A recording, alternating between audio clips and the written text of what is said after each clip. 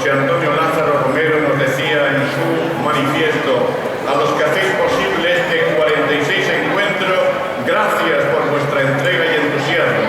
Y a todos los que lo vivís con ilusión, sigamos trabajando juntos con espíritu fraternal para que Aragón siga siendo universal a través de cada uno de nuestras sedes. Con afecto, gratitud y orgullo, don José Antonio Lázaro Romero.